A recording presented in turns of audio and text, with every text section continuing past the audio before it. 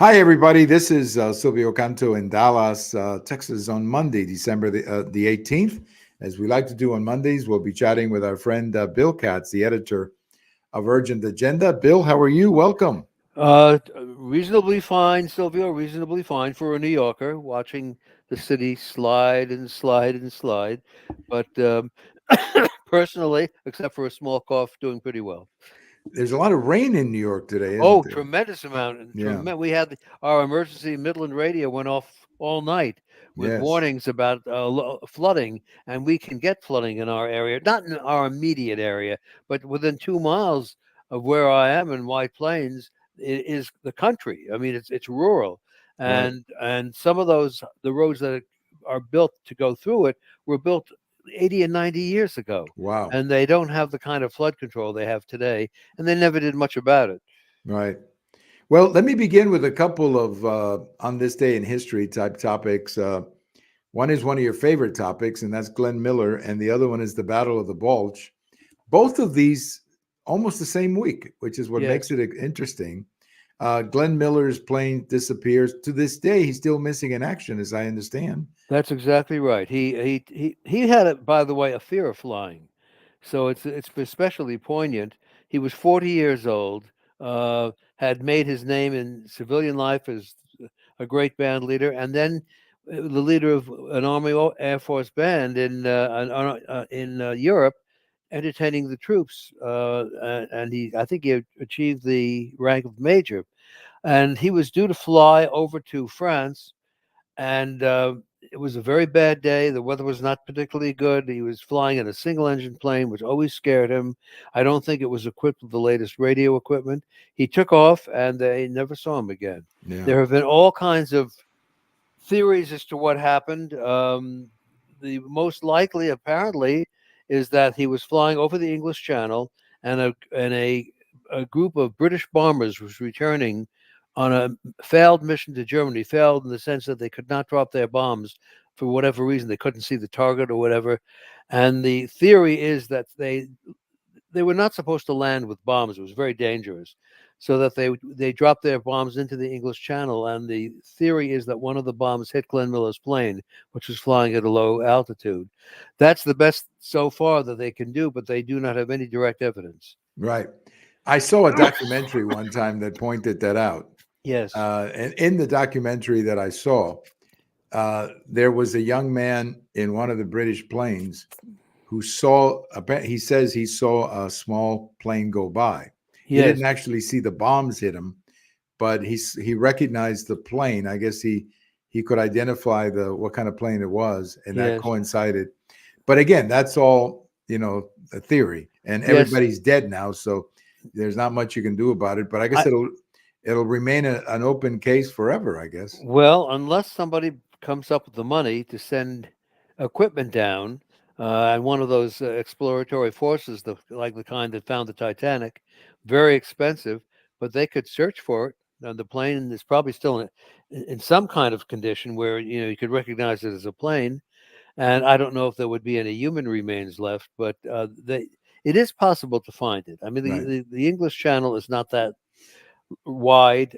That's assuming he is in the English Channel. If that theory is wrong, the plane could have crashed in France somewhere. Right. Yeah, that's the other theory too. He could have actually gotten to France and crashed inland somewhere. Yes. So who knows? But he was quite a musician. I know my father was a big fan of his. Oh yes. Quite a musician, and even down in Cuba, he had a huge following. And my father tells me about this.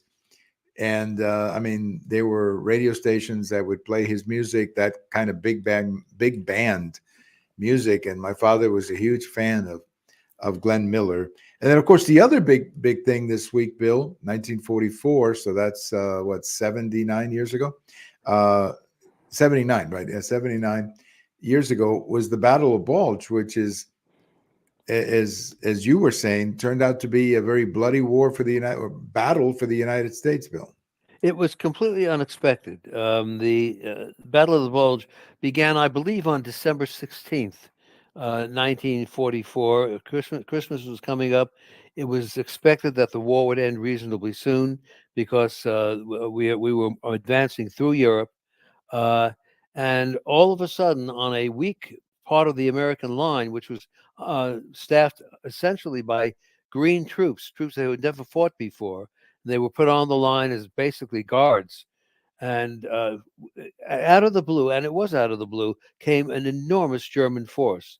Omar Bradley, one of our leading generals, said, "Where did they get this stuff?" There was another case of bad intelligence, as the Israelis had on October 7th of this Right. year, where they were caught completely by surprise. They call it the Battle of the Bulge because the Germans penetrated far enough into our lines to form what looked like a bulge, and their intent was to get to the sea and basically break the northern part of the Allied armies and perhaps bring in forces of their own and at least prolong the war. They came in. Some of the Germans were wearing American uniforms, which made it very very difficult for the Americans. They had to, if they were caught, they were interviewed. They were asked who won the World Series. You see that in the movies all the time. But eventually, we got it together. Eisenhower was informed. He was in Paris when the Battle of the Bulge began, and he called his people together and he said, "I don't want to see any sad faces. This is an opportunity." And they formed a strategy and counterattacked, and our forces prevailed, but after ghastly losses, something like 20,000 men killed in 6 weeks. Wow. Yeah, I saw a documentary one time of a very young soldier. His sister was talking about him. What a young soldier who had not had a lot of battle experience who was killed. The movie that I saw about the Battle of the Bulge was with Henry Fonda. Yes. A movie that I saw, and that was a great movie. Actually, I don't know how true it was, but it was a great movie. And at the end of that movie, the Germans run out of gasoline, I think. Yes, they were down to really the bottom. They ran out of gasoline for their tanks. They essentially ran out of men, and in the end, we had the power to defeat even that size German force.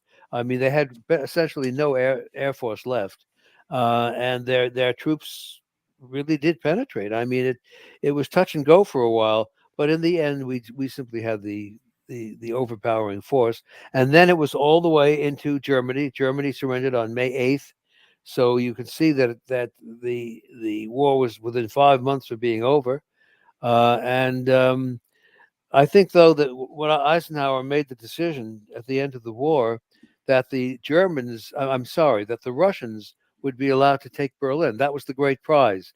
I think Americans had this vision of American troops marching down the great streets of Berlin in victory. But Eisenhower, just having seen the war, I mean, knew what it would cost in American lives, and he said it isn't worth 100,000 American lives. Right. He allowed the Russians to take Berlin. It created some complications after the war, but I think he made the right decision. Yes, I think so.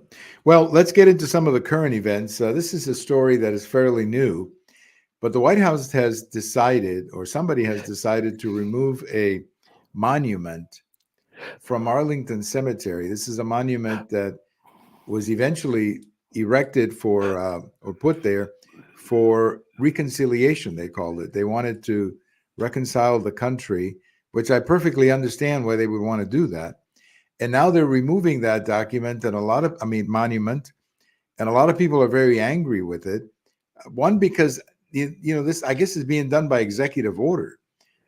No one has actually voted on this. And Yes. and two, I don't understand what is the point of constantly going back to something that happened 160 years ago, when you would think that it would be a different attitude. You would be like, hey, this is part of the past and leave it the way it is, and let's honor the men who died on both sides, Bill. Yes, well, there was a part of the cemetery that is devoted to Confederate troops, and there's no call to have them removed, thank goodness. But the monument to Robert E. Lee has been there an awfully long time. It is a monument to reconciliation. No one wants to go back to slavery, and I agree with you. I think, first of all, I think that any decision like that, involving a major event, major part of our history, should be made by a commission, not by some executive order. It should testimony should be taken, debate should be heard. This is just nonsense. It's an attempt to rewrite history and to use history as an excuse for things done today. I don't think there are too many people who favor it, but yet it gets done, and I'm afraid they're going to do more. Right. Now, I have to ask you about the White House video. Did you see that Christmas video? I did not see it directly. I saw You've heard pictures about from it, it. right? I've seen pictures from it. Yeah, there's a lot of dancing. Yes, yes. That much I can tell you. There was a lot of dancing, and the music apparently was the Nutcracker.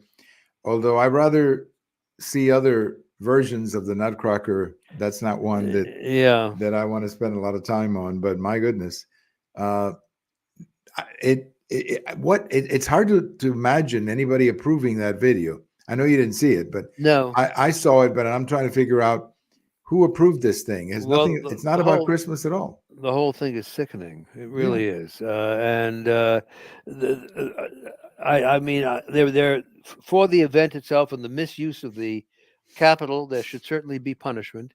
There doesn't seem to be any in store. There are sensitive issues of sexuality that I guess the Democratic Party doesn't want to deal with.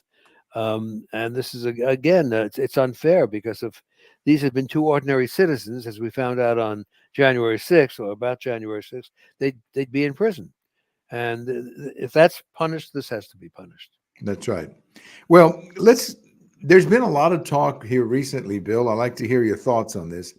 There's been a lot of talk that President Biden is pushing Israel to make a deal or to stop fighting the war. And I don't understand that because, for one thing, I don't think Israel is going to listen to him. And number two, why would President Biden want to say that? I mean, most Americans support Israel defending itself, Bill. Well, they do, except there's a left wing in the Democratic Party that does not.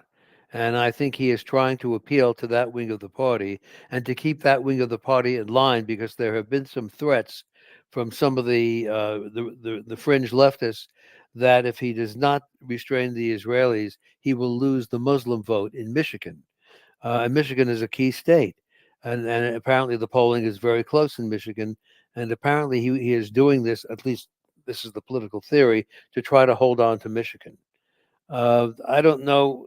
I don't know how true it is that the Muslim community would turn against him, but he is being threatened by Omar, Ilhan Omar, who is kind of the one of the leaders of the Squad, very hard left group in Congress that is basically Marxist, and he is making appeals to Israel to basically get it over with fast. The point has been made, it's Israel that's fighting the war, and they are the ones who are taking the casualties. And I think they will, if not ignore him, they will stretch out his request as much as they possibly can. They are trying to destroy Hamas. I don't know if that's a realistic goal. I mean, it's up for debate. But they were attacked pretty viciously. And what we have to understand in this country is that every time we do something involving an ally, other allies are watching to see how reliable is the United States. We do not have a great record, by the way. We have a record that has been questioned many times. That, in fact, in the early 1970s, there was a saying that the worst thing in the world you could be is an ally of the United States, that we always sell them out in the end. And that was a reference to the fact that we did leave Vietnam and leave behind the people who fought with us and basically left them to the enemy. Right. And it did not go down well with American allies who might have opposed the war in Vietnam, but basically knew that's not the way you treat an ally and treat the people you fought with. Well, here's another example, and allies will be looking. They know how close our relationship is with Israel. If we sell them out in the end, it's going to hurt our foreign policy all over the world. That's right. Well, Afghanistan was a recent example of that. I mean, we Yes. left a bunch of people in Afghanistan, and in fact, I remember one time a member of the British Parliament giving a speech, basically remembering the bravery of many of the Afghan soldiers that he fought with. Yes. And because the argument was that the Afghans didn't want to fight, and this British Parliament member who had been in the army said no, they wanted to fight. We didn't give them, or we didn't support them, but they wanted to fight. But anyway, Afghanistan is the most recent example, and we left, Bill, so much equipment. That's the Yes, part that I never understood. $1 billion worth of equipment, or even more. I think it was Yes, 95 billion or something. And we left very, very valuable equipment. We left behind translators who would work for us, who are now living in fear. And it was just a complete mess. It was not necessary for it to be a mess.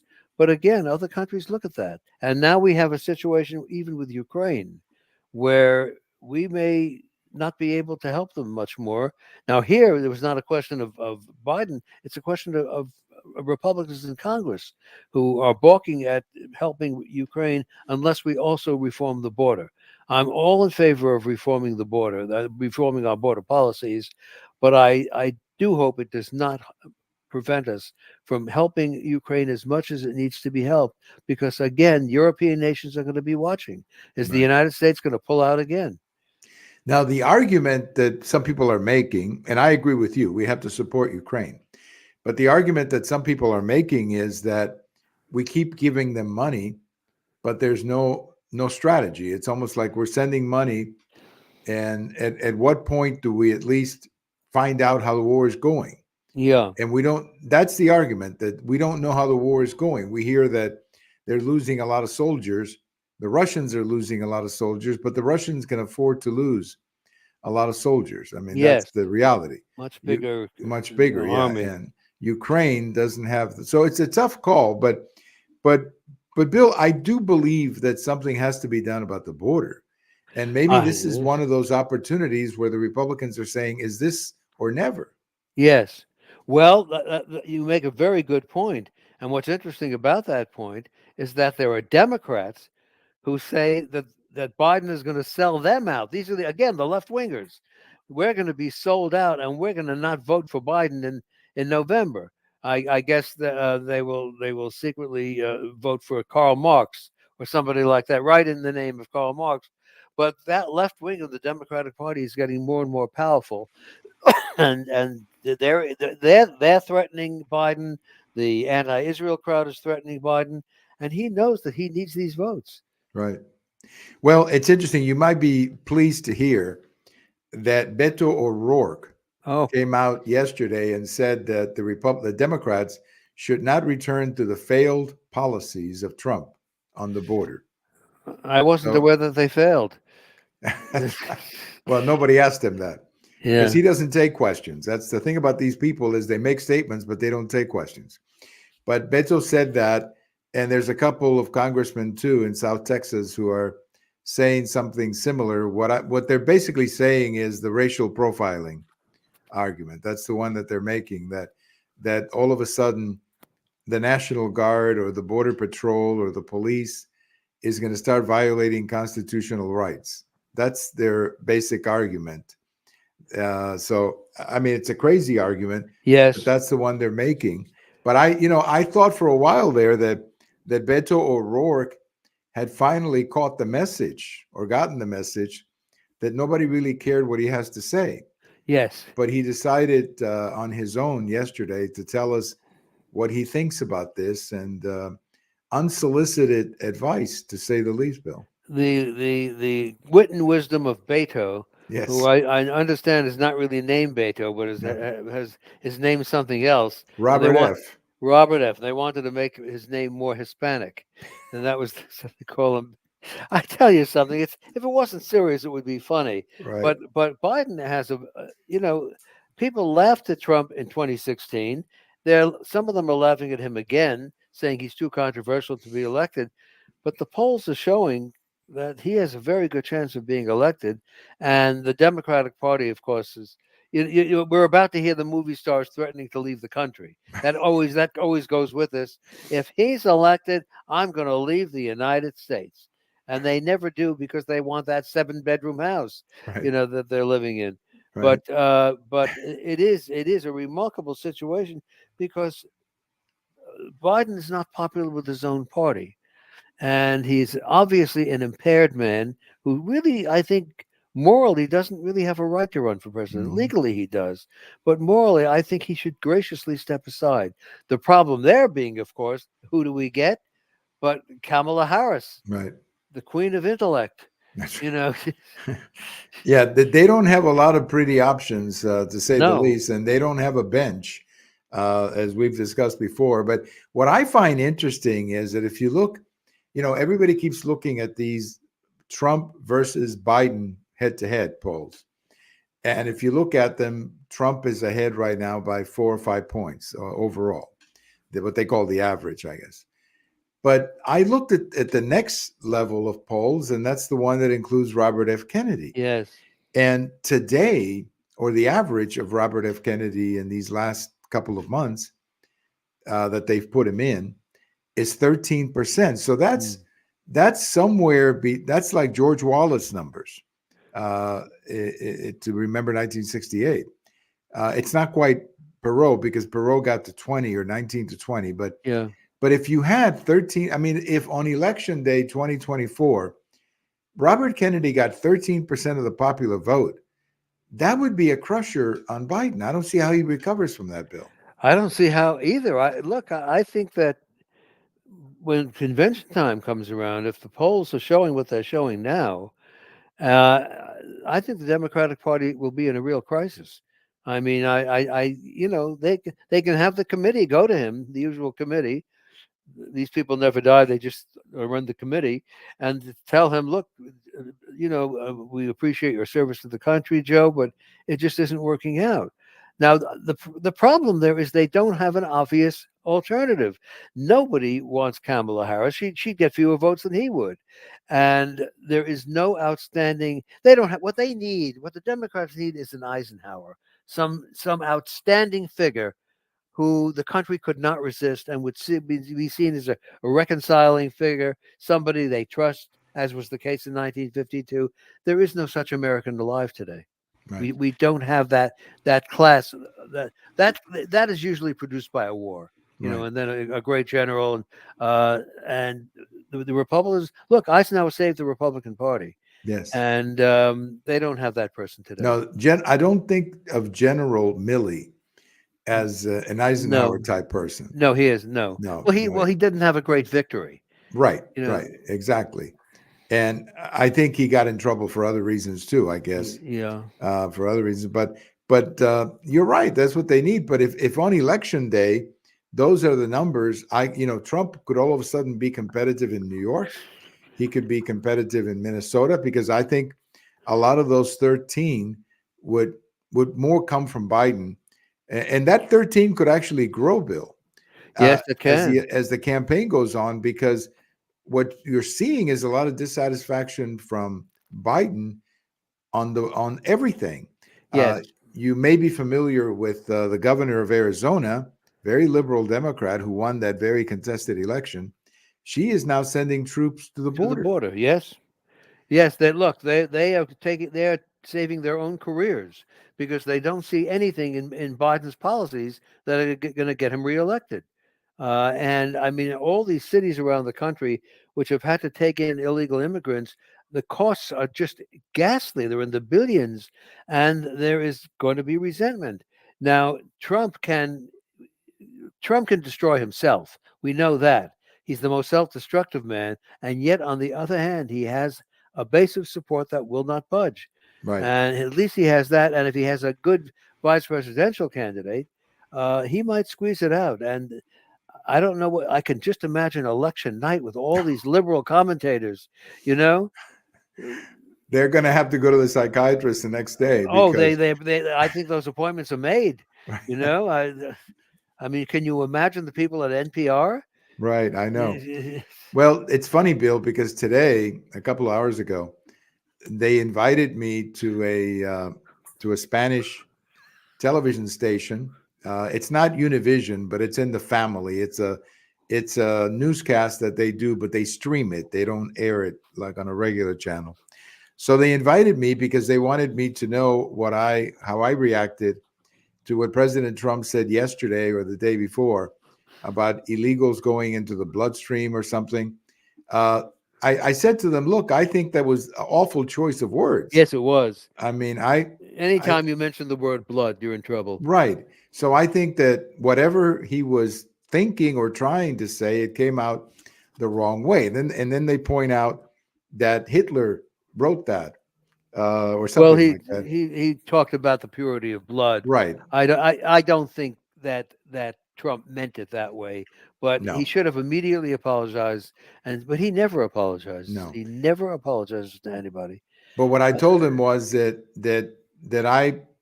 I said to the host that I would personally make a bet with you in the best Cuban restaurant in Miami that Trump has not read Hitler's book. no, I Mein said Kampf. that's not Trump. He No. doesn't even write his speeches.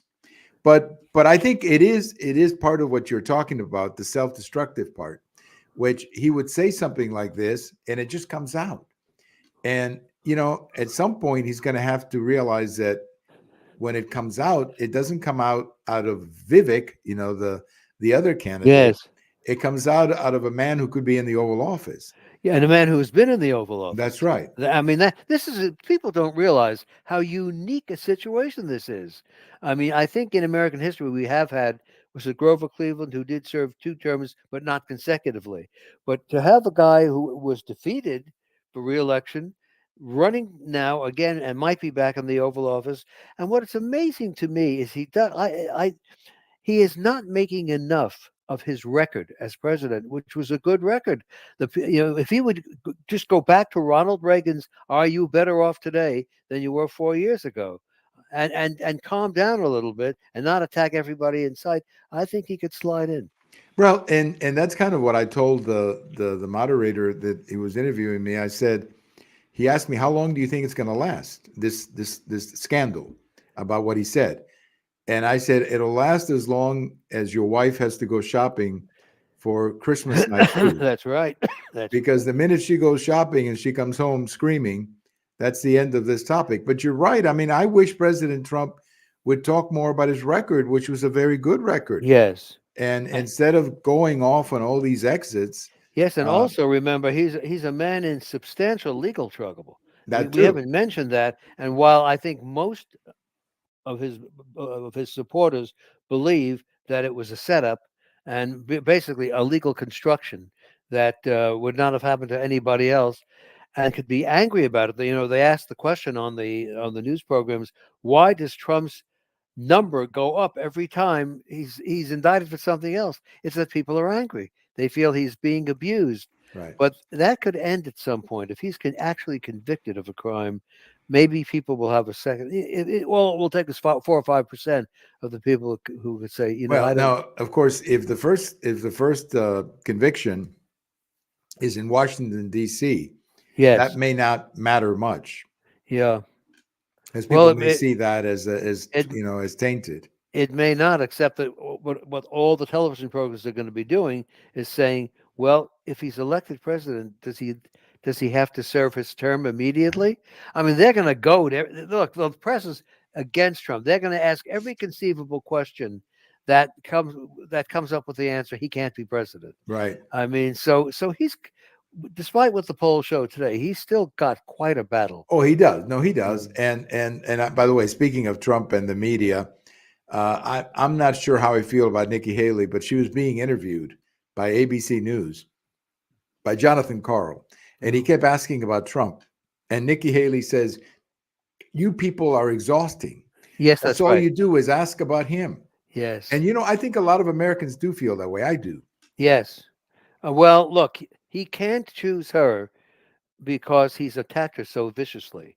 I mean, it would be beneath her dignity to take the vice presidency because of that fact alone. Although it's amazing what people do in politics, but he should certainly go for someone who is unique, someone who will add to his ticket. Usually, the vice president has no real effect on the vote. I mean, people don't actually vote for vice president, but if it's somebody special, it could work.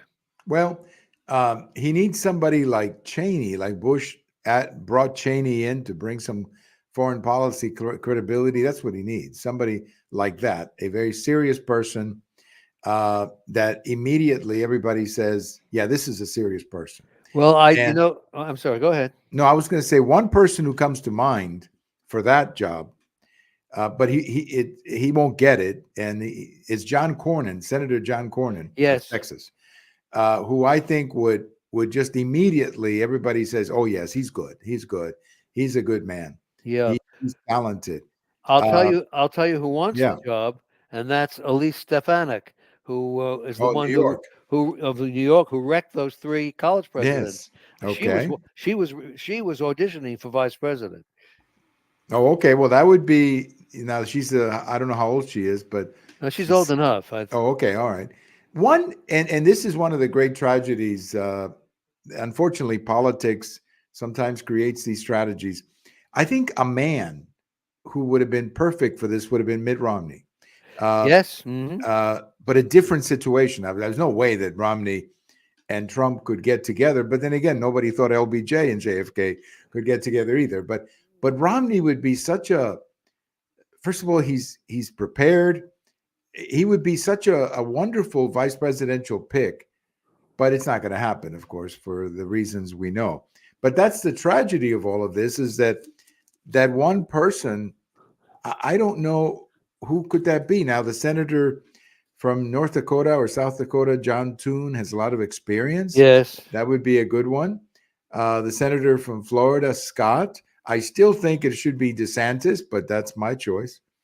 Or it could be Tim Scott of. That would be a good choice too. Somebody, but it's got to be somebody that brings something to or makes his base wider, bigger. But that is so far ahead right now, Bill, that we'll worry about that next year. But every time I do a show with you around Christmas time, I always bring up how beautiful New York is at Christmas time, and I don't want to hear that they've destroyed it so much that it's not beautiful anymore. It must still be beautiful, right, Bill? It is. I was in New York on Sunday. It was absolutely jammed. We went to see old friends. I mean, just you couldn't move. So the city is still popular. The sad fact is what happens after Christmas. I mean, the city is losing population, except for illegal immigrants. The attractions of New York are being broken. Businesses are closing. Businesses are leaving, and there's nothing good on the horizon. No. We have a mayor who I think means well, but has very limited powers. He cannot seem to get any money out of the federal government. Uh, I don't. They're already talking about the next mayoral election, and interestingly enough, the person they're talking about is Andrew Cuomo. That's what I Was heard. I who heard was that they're yes. talking about Andrew Cuomo, who would he even consider that, Bill? Apparently, he is considering it. He was thrown out as governor Right, right. over a sexual harassment scandal. Um, but if the numbers come up well in the polls, the mayoralty of New York is almost always goes to a Democrat, except when Giuliani ran. Well, Giuliani has gone crazy and he's in trouble legally, so he's not available. But if the right Republican ran well, Right. a Republican could be elected governor, mayor of New York under these circumstances. Oh, absolutely, like Giuliani was in Yes, 92 or 93. Well, Bill, let's wrap it up for this holiday. Merry Christmas to you and to your family. and to you And too. if you see Santa Claus go by, he's probably rehearsing for Miracle on 34th Street or something like that. I just hope for Joe Biden's sake that if Santa goes by, he has an electrically powered sled. The question is, can he recharge it? Yes, yes. They haven't made that kind of charging station yet. But No, because he's got to go all around the world, yes, as I yes. know, because I follow him on NORAC, the little satellite thing Oh, sure. that follows Santa all across the world. And he would need one heck of a battery He would. Yes. to get around, just to go from New York to Philadelphia. You probably have to recharge. So, Right. but I want to thank you as always for joining us, and I want to wish you a very happy holiday. And we'll be in touch the next time, when I think we'll have a lot of issues We to bring up, we because it's going to certainly be, will. yeah, as you say, it's going to be an exciting political season. So Very. thank you so much, and have a great day, Bill. My pleasure, and looking forward to next time, All right, Silvio. and Merry Christmas to you again. And to you. All right. Our good friend Bill Katz, the editor of Urgent Agenda, not wrapping up. We still have another show this year, but certainly wrapping it up before the Christmas holidays. A lot of good topics today with Bill. I thought his recollection of the Battle of the Bulge and Glenn Miller was always interesting. My father was a great fan of Glenn Miller, so that's a subject that brings a few memories for me. Merry Christmas, everybody. Have a great week. This is Silvio Canto in Dallas, and we'll talk to you later.